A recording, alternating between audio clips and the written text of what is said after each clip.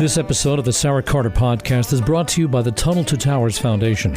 Never forget, that's the commitment we made on 9/11. Honor it by donating $11 a month to the Tunnel to Towers Foundation at t2t.org. That's T, the number 2, T.org. Oh yeah, Tunnel to Towers, Veterans Day. We got to be thanking our veterans. If you see a veteran anywhere in an airport, at a gas station, wherever, I really, really want you to go thank them. I'm really excited about later on doing a special podcast with my husband, my favorite veteran, wounded veteran. But for today's podcast, folks, we have the one and only Byron York from the Washington Examiner. He is one of the columnists I admire the most. Somebody who has the pulse of Washington, D.C., who's able to dissect it and talk about politics in a way that I don't think anybody else can.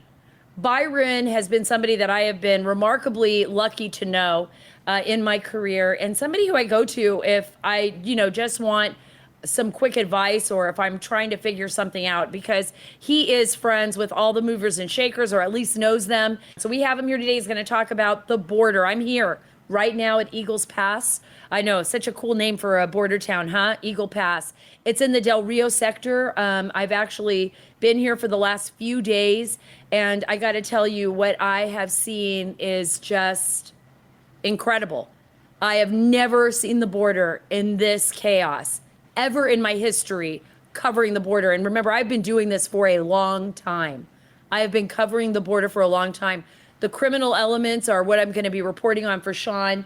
And the focus on this is going to be the worst of the worst. I mean, I know I've covered the humanitarian angle. I've showed you the families that are coming over. For me, this trip has been focused all on the criminal elements and what our law enforcement and military are trying to do, along with Governor Greg Abbott, who has been doing a phenomenal job, trying to do what the federal government is refusing to do, which is protect the national security of our nation. So we're going to be talking about that. We're going to be talking about Igor Danchenko, who has been indicted by John Durham in the ongoing Russia hoax investigation being conducted by the Department of Justice. Igor Danchenko, obviously, you guys have heard, was the primary source for a lot of the bogus information that was in the Christopher Steele dossier. That's very important to know, because that dossier was used to spy on Americans and to spread disinformation about a sitting U.S. president, that being President Donald Trump. We're also going to unfold a little bit about the Lincoln Project and what's going on with that disgusting group of so-called Republicans. Co-founder Rick Wilson, and I'm going to read some of you don't want to miss this, some of the most disgusting statements that have ever been made by a human being in Washington, D.C. I'm sure it's up there in at least the top 5 co-founder Rick Wilson made. So we're going to expose him for the dirty scoundrel that he is, as well as the other players at the Lincoln Project who are as well dirty scoundrels. And that's what Byron York is going to be talking a lot about, because Byron has been in Washington for a long time, and they can't get away with anything around Byron York. Guys, please follow and subscribe to me and get all the links at saracarter.com. That's saracarter.com. And while you are there, I want you to sign up for our email list so that you don't get shadow banned. This is a time for you and I to just sit down and talk. And there are so many changes in our country right now, and so many things happening. And I really want you all to be aware of what is going on. I'm down here at the border. I'm here in Eagles Pass. And, the message that our law enforcement has for you guys is an ominous one if we don't pay attention to it. And I'm going to be talking to you about that right after this, because now is a critical time to be vigilant in defense of our freedom, folks. There is no better way to do so than by joining the Association of Mature American Citizens. AMAC believes in fighting the good fight, remember, against reckless government spending like we're seeing right now under President Biden and the ever-expanding scope of the federal government. They believe in helping small businesses like mine, securing our borders. Here's where I'm at the border, supporting our military and respecting our veterans, standing for the flag and kneeling before God. By joining AMAC, you are taking the first steps, guys, the first steps to saving the America you love. And that I actually believe. We cannot do it by ourselves. We can do this together. I'm going to explain that as well in my upcoming monologue before we get to Byron. AMAC offers an alternative to just about every benefit that AARP offers. But guess what? Without the liberal agenda. I stand with AMAC, and I hope that you will too. I encourage you to join today at amac.us/Carter. That's amac.us/Carter. The benefits of membership are great, but the cause is even greater. Join today at amac.us/Carter. I was talking to a friend of mine the other day, and they were telling me a story, and I don't know where they heard it, but they were trying to relay something about strength, right? About how we can all be stronger together. For a lot of us, we think I'm a loner, I can do that, or I don't need anybody's help. I'm not going to ask anyone for help. I think we've seen in our nation, especially since COVID, and especially, during these very trying times under the Biden administration, with inflation soaring and, gas prices on the rise and the craziness at our border and everything else that's going on, that we do need each other. We do need each other. And I think what we saw in Virginia was an example of that, an example of parents getting together, joining together and saying, no more, sorry, this is unacceptable. You are not going to dictate what our children learn at school. We have a right to be involved in our children's education and in our community. And I think we were, for the most part, responsible for what is happening now, because we're asleep at the wheel, right? We were all asleep at the wheel for the most part, not paying attention to what was going on around us. Somebody had told me this story, and and this is a fact, that the redwoods in California have these really, really deep roots, right? And redwoods are these amazing trees that have lasted hundreds of years. I don't know if any of you have ever traveled through Redwood, California, but it's absolutely amazing and exquisite and just something extraordinarily beautiful. It should be on everyone's bucket list. But what I didn't even really think about was that redwood roots actually connect to one another under the earth, right? So each redwood tree depends on the other to stay strong. So they all kind of connect with each other. And that's what makes the redwoods so a force to be reckoned with, right? The winds can't knock them down, not really.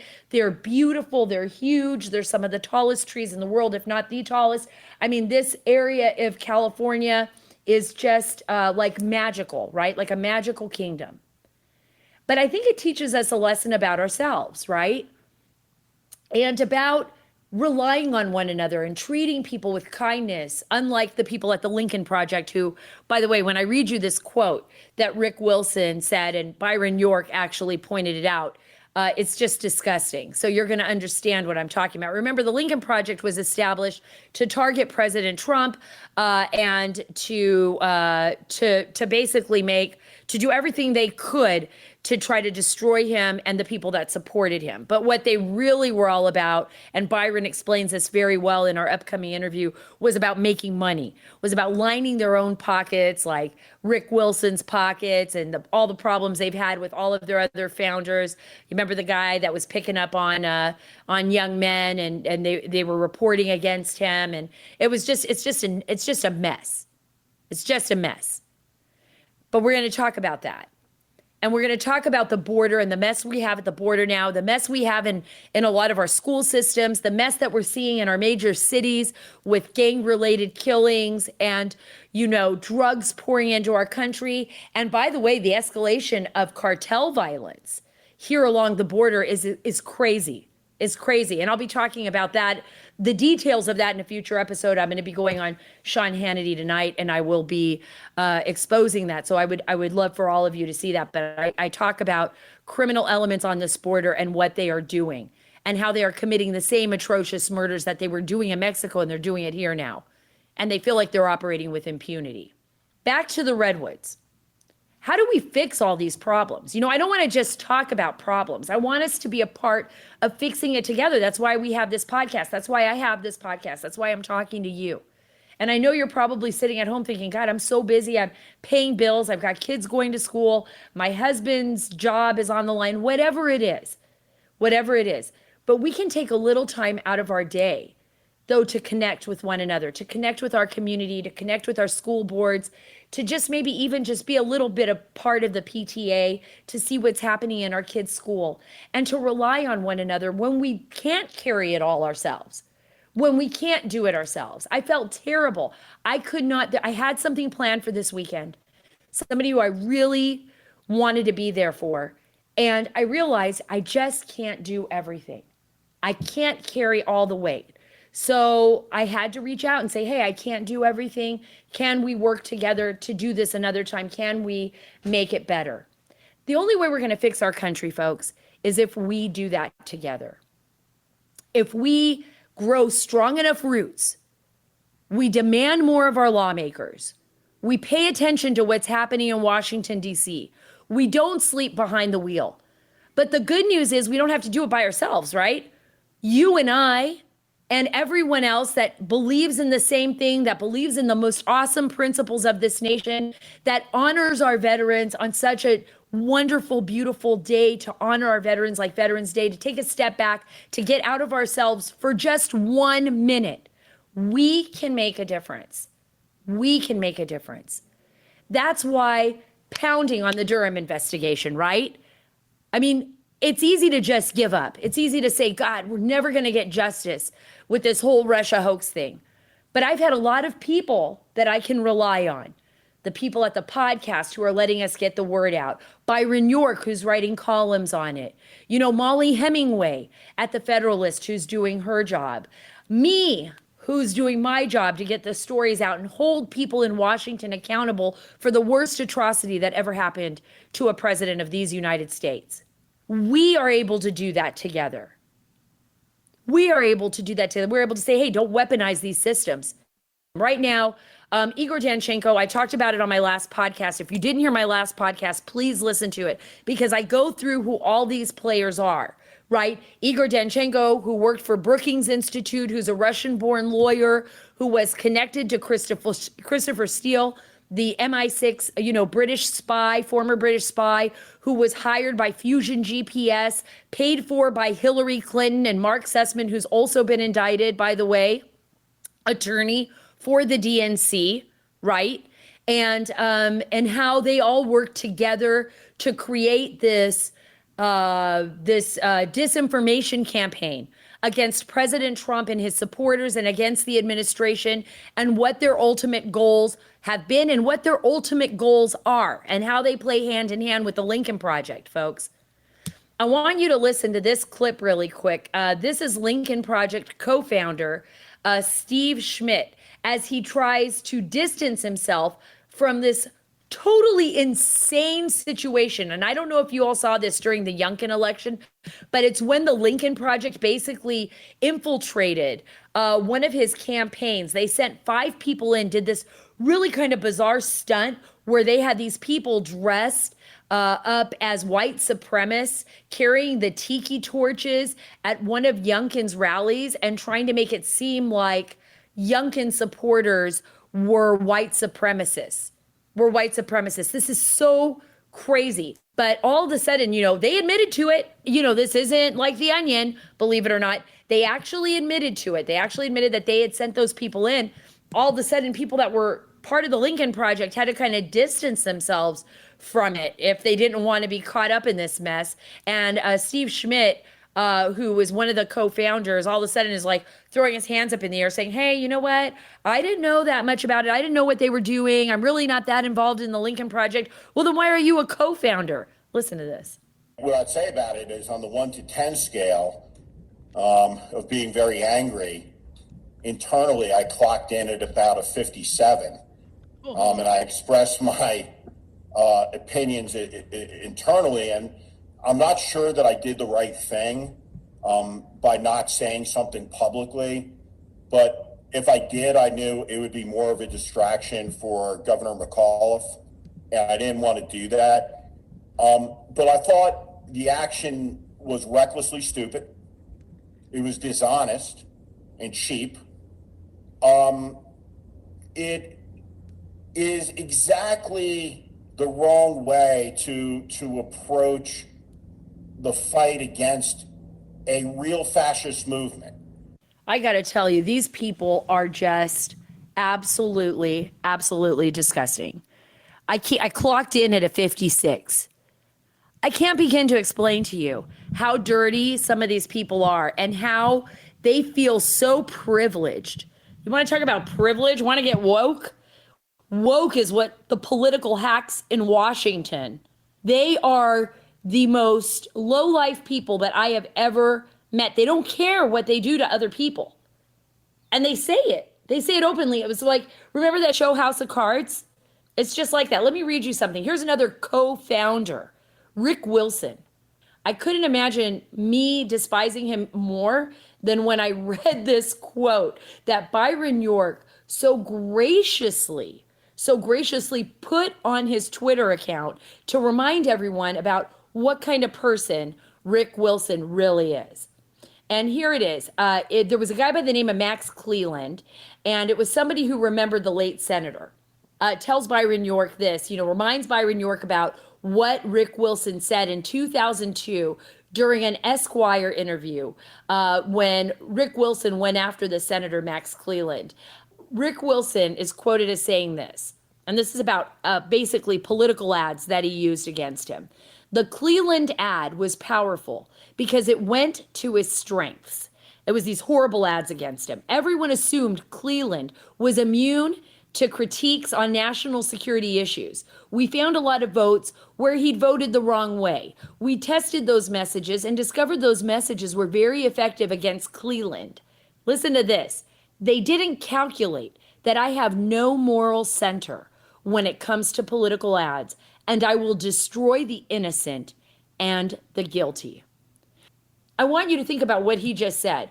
When the self-righteous talk about President Trump, I want you to think about what Rick Wilson said in a 2002 Esquire magazine article. He doesn't care if you're innocent or guilty. He's going to destroy you either way. If they pay him enough, that's what he's going to do. By the way, folks, it's getting cold again, and the best way to keep yourself warm this winter is just 2 words: heat holders. Heat holders makes the warmest thermal socks around. I'm so excited because I just got my new heat holders for this winter, and I ordered some for my son and my daughter, who are both living in Wyoming and Montana, where it's really, really cold. So they're going to have their heat holders to keep them warm. By the way, they keep your feet warmer than just ordinary socks in the coldest conditions. How do they do this? Heat holders uses a 3-stage process with a cashmere-like advancing insulating yard that's soft to the touch and brushed on the inside and traps warm air closer to your skin. Crazy, huh? You thought they were just socks. Keeping your feet warmer, comfortable, and dry. Heat holders makes it the softest and most comfortable socks, guaranteed. Give someone you love, like I did with my children, heat holders for the holidays. Go to heatholders.com and enter the code Sara and save 15% off your order. Receive free shipping with any purchase of $25 or more. How about that? Free shipping with $25 or more. Don't freeze your butt or feet off this winter. Remember to go to heatholders.com and use the code Sara. That's S-A-R-A. That's heatholders.com. Heat holders, making life warmer. Now, you guys, without any further delay, I'm going to bring on Byron York. He is the chief political correspondent for the Washington Examiner, and there is nobody in Washington that knows that swamp better than Byron York, especially the political side of things. Well, I'm here in the border, along the border in Eagle Pass, Texas, and I know you've been here as well. I'm reporting from a small hotel here near the Rio Grande River as we're seeing an uptick. Before I jump into the Russia hoax and all the great work you're doing on that, and talk to you about what's going to happen in the future with that, I want to talk to you a little bit about the border, because I know you've been down here. Lieutenant Chris Olivares said to say hello. You've been here before with Steve Scalise. What are your perceptions and thoughts about what the Biden administration is doing and this kind of insane border chaos that we're seeing down here at the, in Texas and in Arizona and California? Well, I think the fact is they're okay with it because they created it. And I think one unfortunate thing about this is that it only really breaks into national news coverage when something becomes insanely bad, like the situation at Del Rio, where you had 15,000 illegal border crossers, in that case, mostly Haitians, who had just created this squalid camp, and it became too big to ignore. But just everyday terrible is not really in the news, and that's what you're covering.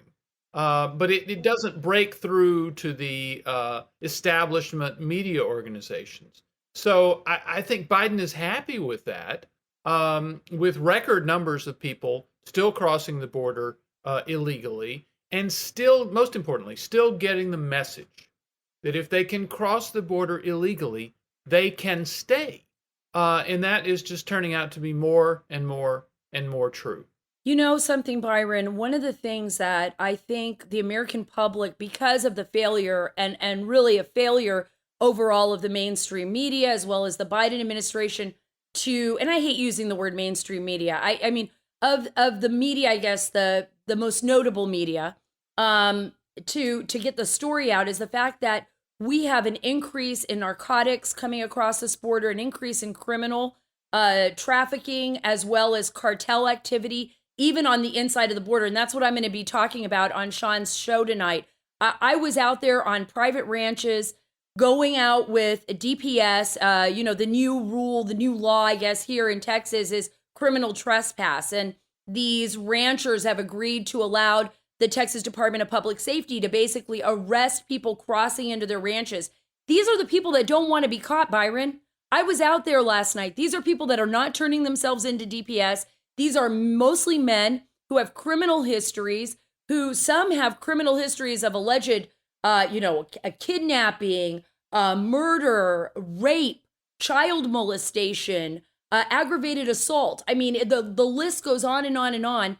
And I don't think that the American public is aware of how dangerous this situation has become. And not only that, there's a serious concern about other nefarious groups using that border and attempting to make their way in or have made their way in, and that being terrorists and other groups like that. What are your thoughts on that? Yeah, well, first of all, it's important to remember Americans who really don't pay much attention to this, because it's not the biggest thing in their lives every day, probably don't know how many people from countries all around the world are crossing the border. It's the U.S.-Mexico border, but certainly Mexicans crossing in the United States is certainly not a majority of the people there. There are obviously a lot from Central America, but they're from the Middle East, they're from Asia, they're from all over the world, from Africa. And there are bad people coming across because they can. It's a multifaceted problem here. You're right to point out the people who don't want to get caught, who are bringing drugs over, because that's your way of referring to all the people who do want to get caught, who are just crossing the border illegally to stay in the United States. So the drug issue is one issue, especially with an opioid crisis. That's a very dangerous problem. A lot of people have pointed out, of course, the COVID issue, because the Biden administration, while it wants to mandate vaccinations and tests in lots of places, does not want to do so with the people who have crossed the border illegally. But underneath all of that, there is a more serious issue of simply the sovereignty of the United States and a countries needing to have borders, and countries most especially being able to decide who enters the country and who doesn't. That is a basic authority of sovereign nations. Now, everybody has flown into the United States. If you've flown into the United States from a foreign country and you've landed in Atlanta or LAX or Chicago or anywhere, when you get off, U.S. authorities make you produce a document to show that you have a legal right to be in the country, right? They just do it for millions and millions of people. And I don't think anybody would favor doing away with that system and just letting people land at LAX and just walk into the country. And yet that's what's being allowed on the border. And as a matter of fact, there's almost no checking, no vetting going on at all. So you're right to just keep pointing to this problem, even on days when it's just a really bad problem as opposed to a spectacularly disastrous problem. Well, I can definitely tell you that being down here and all the work I've done over the years along the US-Mexico border, I've never seen it quite this bad, Byron. And I was talking to one of the ranchers. You got to imagine how terrifying it is for ranchers when, they put up these small video cameras indiscriminately throughout, their ranches to see people that are crossing illegally into their onto their property. And you'll see these guys, loaded up, some of them in camo. Now they're carrying camo, some of them, using their phones, GPS locators on them. And actually I thought this was, and then I'll jump over to Russia, but I thought this was incredible. You know how when your Google Maps sees that people are making a pit stop over and over and over again, Google Maps will automatically make that kind of like a location spot, like a rest stop. Well, on the ranches, Google Maps has literally created rest stops because there are so many illegals coming through these private ranches and resting in certain areas. They've been told by the coyotes or they've been told by their smugglers, look, this is where you need to go, this is where you need to stop, and then you can move here. It's got to be insane. It's mind-boggling to know that 400,000 people have gotten away plus in the United States, and that these ranchers have no control over their own property, and they've got criminals just walking within miles of their homes and their children's bedrooms and their wives' bathrooms. I don't know. It's just incredible how terrifying that is. And the last thing is that, obviously the state of Texas, the governor, Greg Abbott there, has tried to use his authority to try to crack down on some of this. But it's a constant fight, not with the criminals, but with the federal government in Washington, which really wants to stop the state of Texas from its enforcement activities. And it makes me think of several years ago, if you remember, the state of Arizona tried to do something under the governor at the time, Jan Brewer. And they wanted to have state authorities check people, for example, for legal status in the country. The Obama administration took them to court. And the Obama administration's argument was this. It said, we, the federal government, have the sole authority to enforce immigration laws. And by the way, we're not going to do it, but you can't do it either. And they won.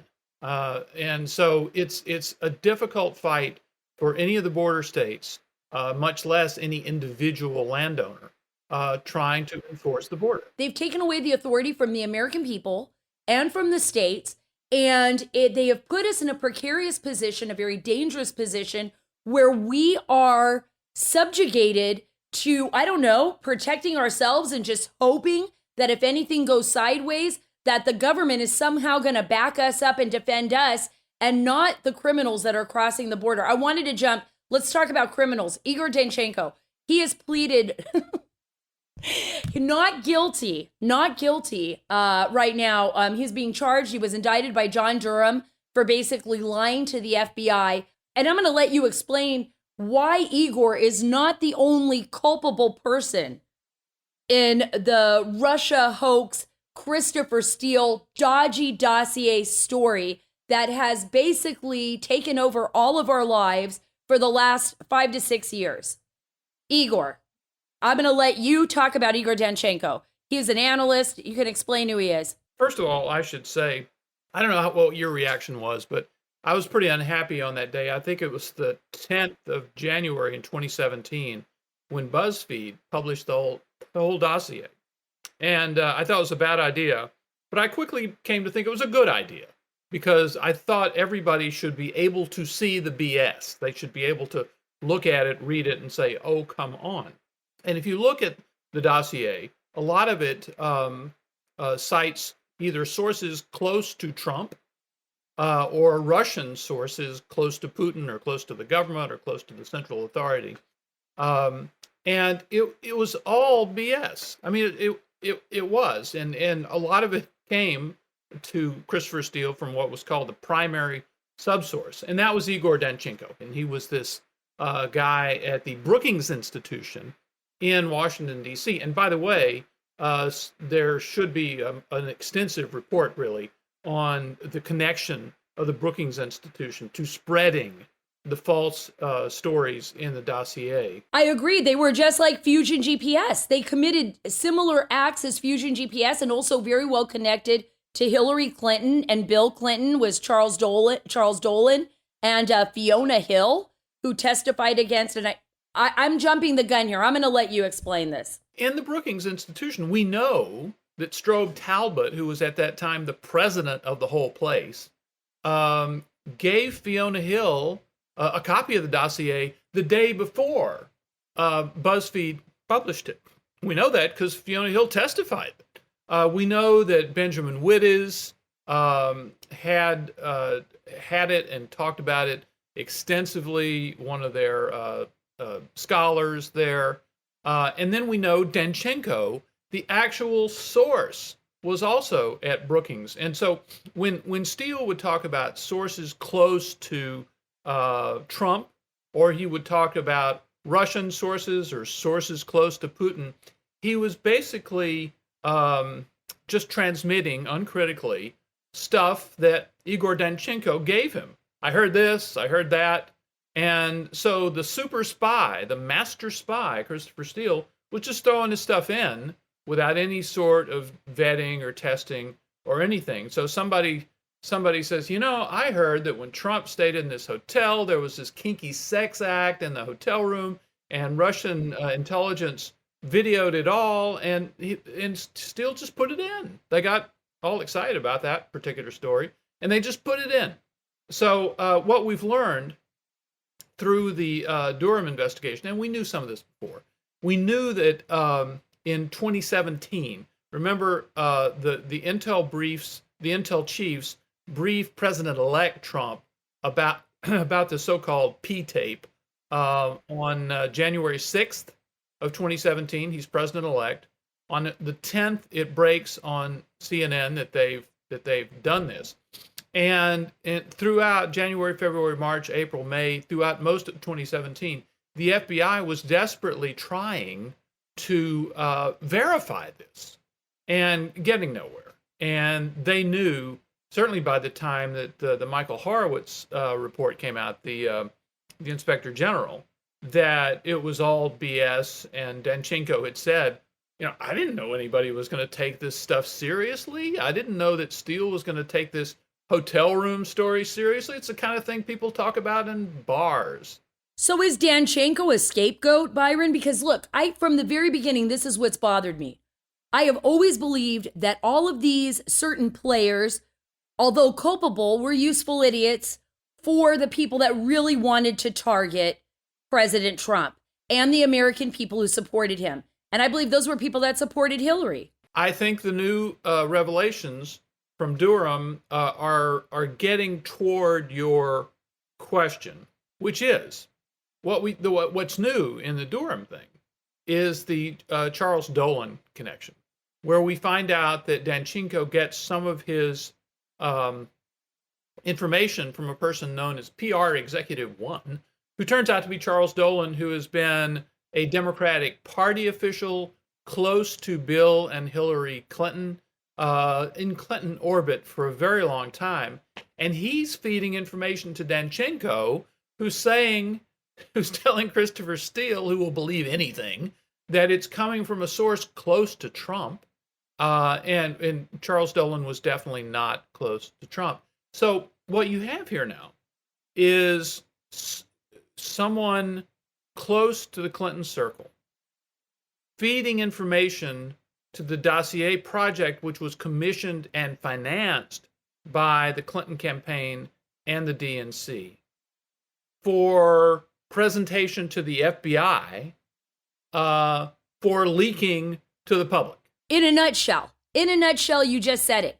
But even more for me was all of that and the puppet masters that were directing it. Because remember, in January, when they briefed him on the PP tape and they went up there, it was James Clapper pushing Comey to brief the president on this. Why? Because the only way to get this ridiculous dossier out to the American public was to give it some legs, to make it official. So that means that Clapper and Brennan and even Comey, I'm not gonna let him slide on this, knew that what they were doing, in a sense, was spreading disinformation. They were weaponizing their agencies. They were weaponizing the media.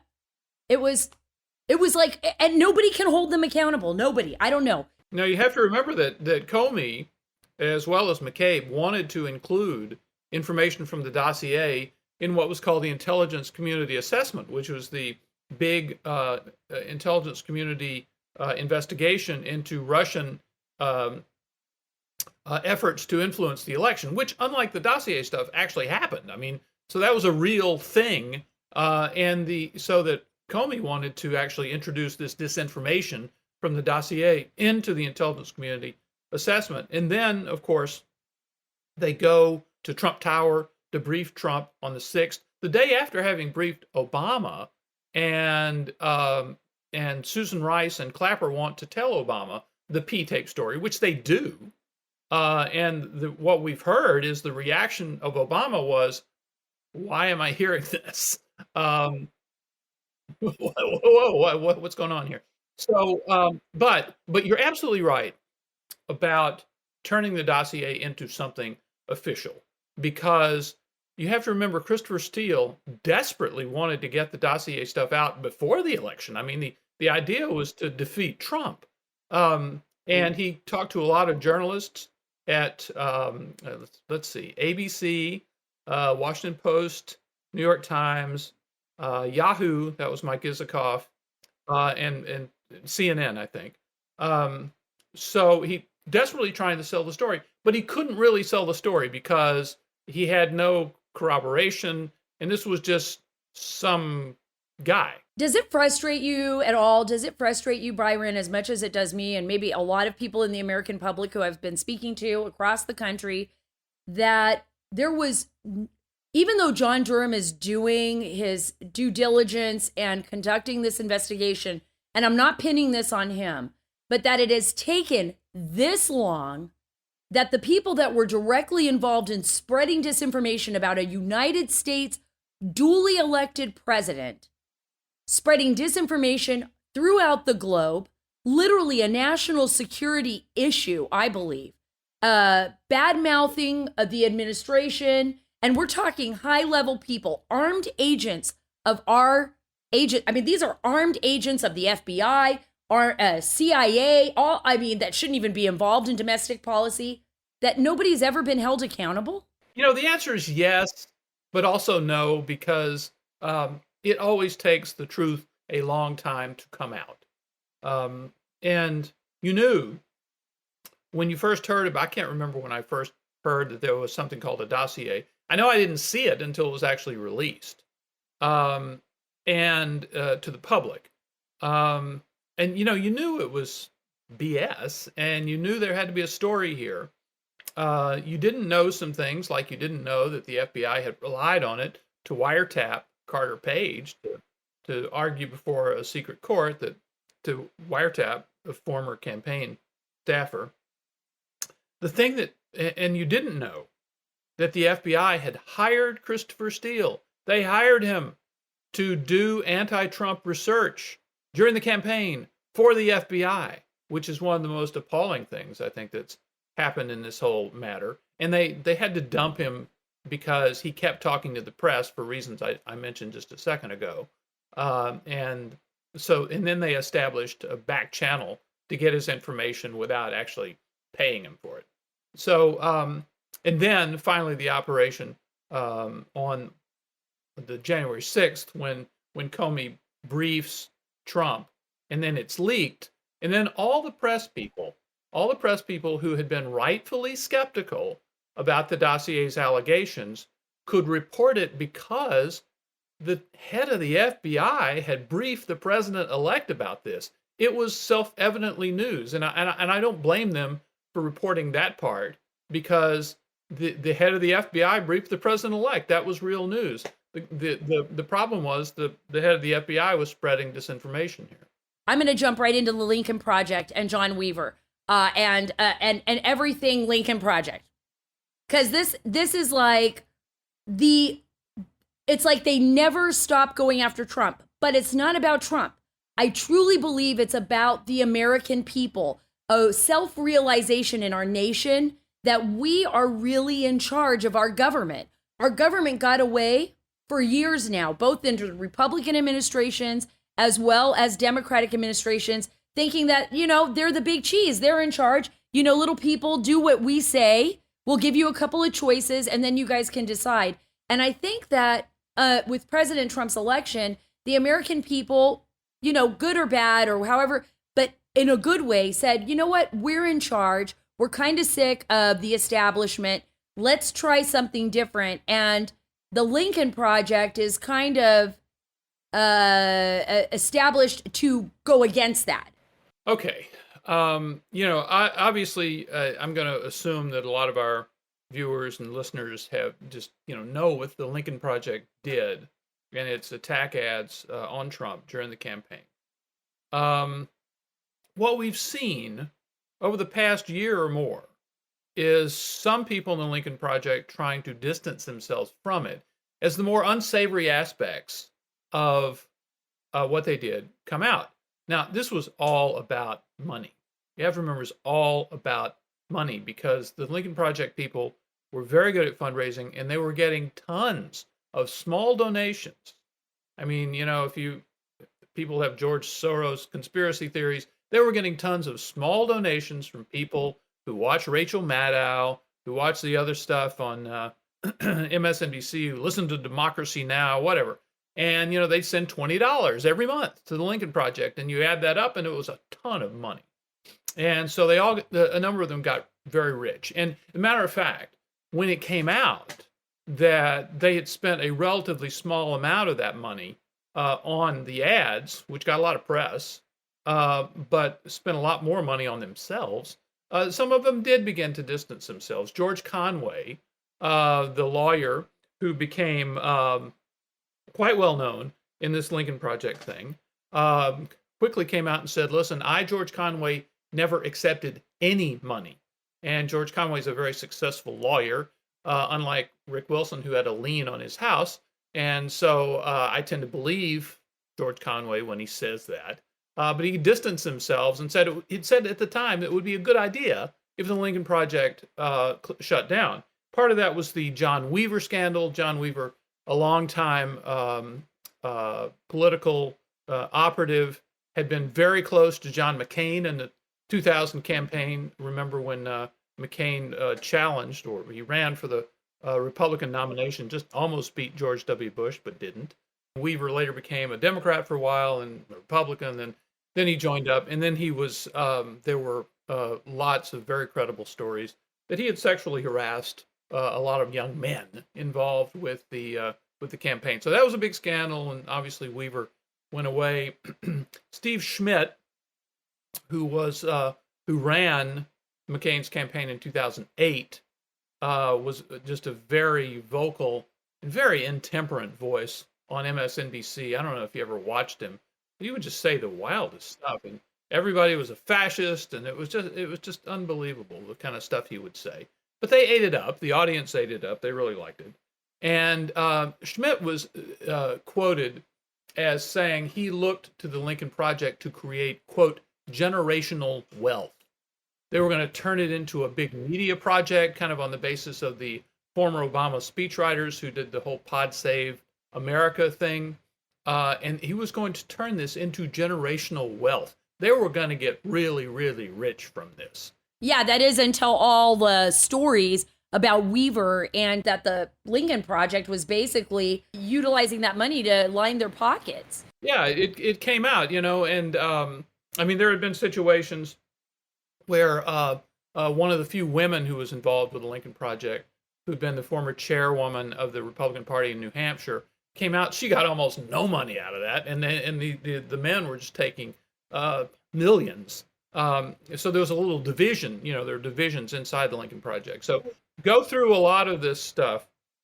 Recently, of course, there was this really ugly, dirty trick at a Glenn Youngkin rally in the final days of the Virginia governor campaign, where the Lincoln Project takes credit for it. They say they sent 5 young people who were dressed in khakis and white shirts and had tiki torches. So they were pretending to be the kind of white supremacists who were rioting in Charlottesville, or protesting or demonstrating, whatever, in Charlottesville.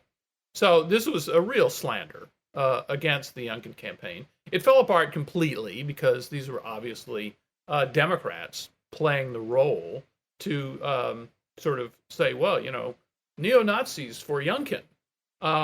It fell apart within hours. So now Steve Schmidt has come out, who remained silent as the campaign finished. He's come out and he called the fake Charlottesville stunt, quote, recklessly stupid, dishonest, and cheap. And he said, I, Steve Schmidt, didn't know anything about it. I learned about it on the news just like everybody else. Don't look at me. And I really haven't had much to do with the Lincoln Project. I barely know these guys. It's really very funny what's going on. Mr. Generational Wealth is running away from the Lincoln Project as fast as he can. Do you think it's just going to dissolve? You know, it's interesting. A number of people have actually joined the Lincoln Project. You know, Schmidt was a co-founder, George Conway was a co-founder, Rick Wilson was a co-founder, and Reed Galen, another former Republican operative, was a co-founder. But people have joined it. You know, Stuart Stevens, who ran Mitt Romney's campaign in 2012, has joined with them. Joe Trippi, the Democrat, who ran Howard Dean's campaign in 2004, has joined with them. So they have kind of gotten some new blood. Can they change the name? Because if I was Lincoln, I would be rolling in my grave. So I don't know what happens. Look, it stays in business as long as there's some money to be made, even if it's not the huge money based of the Trump years. Obviously, they're hanging around hoping that Donald Trump runs for president again and they can get back in the money. Because remember, after the election, when Trump was still disputing the election in late November, December of 2020, they were making a big deal about the Georgia Senate race. They moved seamlessly onto that. We're doing all their fundraising based on stopping Trump and Republicans in the Georgia Senate race. And then they've glommed on to, January 6th investigations and all of these things. So there's always something new to base a fundraising appeal on. Question is, will it continue to work, forever? And as long as it does, there'll be some people in the Lincoln Project. Thank you so much, Byron, for being a part of the show. I hope you come back. Thank you, Sarah. Enjoyed it. The price of silver has increased 340% since 2000, and it continues trending higher. Universal Coin and Bullion, guys, I've been talking to you about this over and over again, and it's because I get it now, is offering our listeners a special locked-in price of just $30 for a beautiful 1-ounce 2021 American Silver Eagle coin. You can't beat that. It's the most popular coin in the world for collectors and investors. The limited offer is available at dealer's cost because Universal Coin wants you to own your first newly designed silver bullion coin since President Reagan signed the Gold Bullion Act in 1985. Call Universal Coin like I did, leaders in the precious metals industry, at 1-800-UCB-GOLD to get your beautiful U.S. Mint silver coin for only $30. Postage is free, and you'll be dealing with experts. In fact, the company's president, Dr. Mike Fulgens, is recognized as America's gold expert, and he is the 2021 Coin Dealer of the Year. They also have rare gold coins, but this special silver deal is only available by using the code Sara, S-A-R-A. Call 1-800-UCB-GOLD. That's 1-800-UCB-GOLD. I feel like I need to take a shower and scrub all of the swamp off of me after doing this show. I mean, I feel dirty. All these people that we've talked about today, Rick Wilson, Christopher Steele, Igor Danchenko, all of these folks in Washington that could care less about the country, could care less about what they're doing to other people, are out of some kind of horror story of House of Cards or something. And then we got this. Then we got John Kerry. Remember John Kerry? You remember John Kerry? He's rearing his ugly head again. This reporter basically is asking John Kerry, about he wants to have all of these panels made, these solar panels done in China. It's all about negotiating with the Chinese and, climate change and this and that and protecting the climate. Well, what about the forced labor and genocide in China, guys? What about all the people in China that have lost their lives or just disappeared? Just disappeared. We've had Gordon Chang on this show many times and exposed what's actually happening in China. When will our government hold China accountable?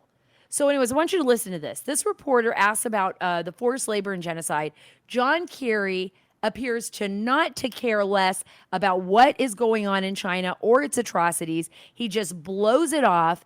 And he says he basically is just trying to get a climate deal with China. Listen to this. In the several months of meetings behind the scenes with China, did you bring up some of those very contentious issues, such as the use of forced labor in Xinjiang for building solar panels? How did you address it, and how did you kind of overcome that in reaching this final? Well, we're honest. We're honest about the differences, and we certainly know what they are, and we've articulated them. But that's not my lane here. That's my job is to be the climate guy. My job is to be the climate guy. It's not in my lane that China uses forced labor, slave labor in our century. I mean, how disgusting is that? Oh, I guess that's why they really don't care about all of the people and the young people that have been raped or beaten or being abused by the human traffickers at the border where I'm at. That's probably why they don't care about the murder that I had to look at these pictures. I'm going to talk to you about that in my upcoming episode. They probably don't care about anyone but themselves. And they're lying to you when they say that they care about the environment. They don't even care about the environment. This is all about lining their own pockets, folks.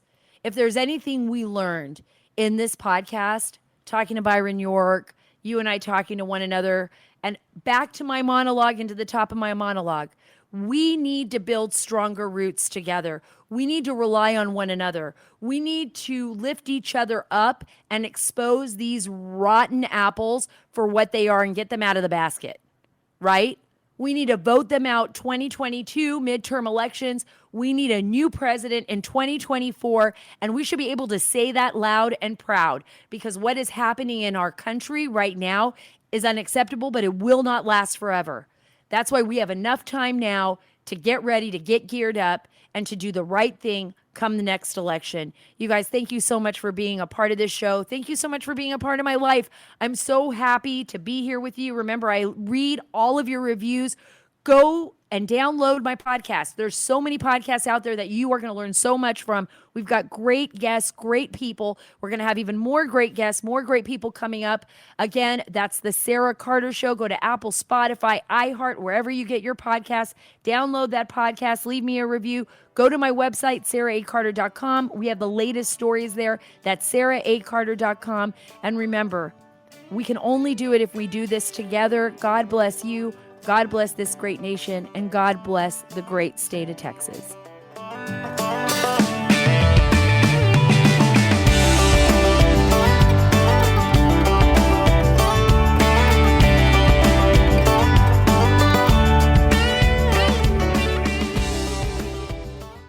Today, I'm joined by Rebecca Weber, the CEO of the Association for Mature American Citizens. It's also known as AMAC.